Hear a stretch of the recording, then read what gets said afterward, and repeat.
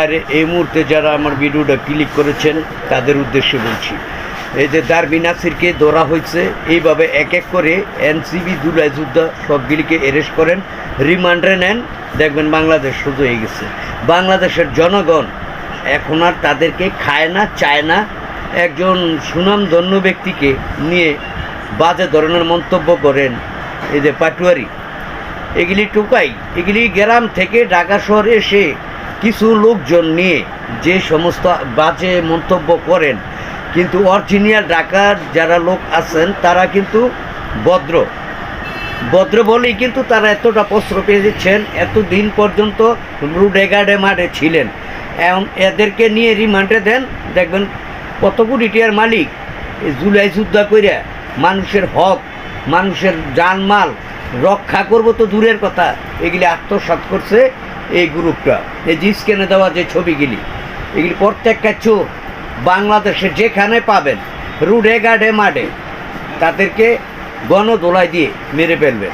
কারণ জুলাই যোদ্ধাদেরকে বাংলাদেশের জনগণ চায় না। তাদের ফেসবুক নাই মনে হয়, তাদের মনে হয় যে ইউটিউব চ্যানেল নাই, তাদের ফেসবুকে ঢুকে তারা একবারও কমেন্টগুলো দেখে না যে বাংলাদেশের জনগণ তাদেরকে চায় না। নত সব বাজে কমেন্ট করে তাদেরকে বাংলার জনগণ এখন চায় না, এটা বুঝতে হবে। বাংলার জনগণ চায় নিরপেক্ষ সুন্দর একটা দেশ পরিচালনা করবে।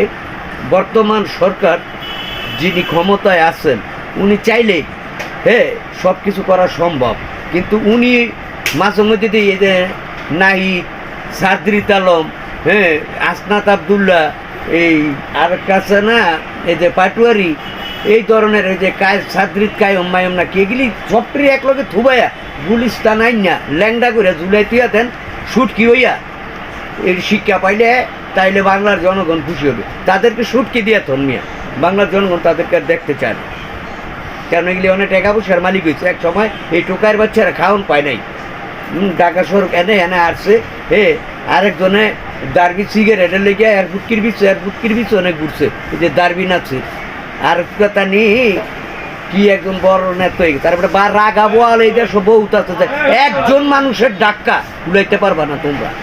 বাংলাদেশে এরম লোক আছে, তোমরা নেতা হয়ে গেছে দেশ ধ্বংসকারী, দেশের প্রত্যেকটা কুলাঙ্গারগুলি দেশটারে নাতার কাজ করে নিচ্ছে, ধ্বংস করে নিচ্ছে। ভিডিওটা ভালো লাগলে লাইক কমেন্ট করে ভিডিওটা দ্রুত শেয়ার করে দিবেন, এবং বাংলাদেশের বর্তমান সরকারকে দলমত নির্বিশেষে সবাই মিলে তাদেরকে একটু এগিয়ে সহযোগিতায় হাত বাড়িয়ে দিবেন।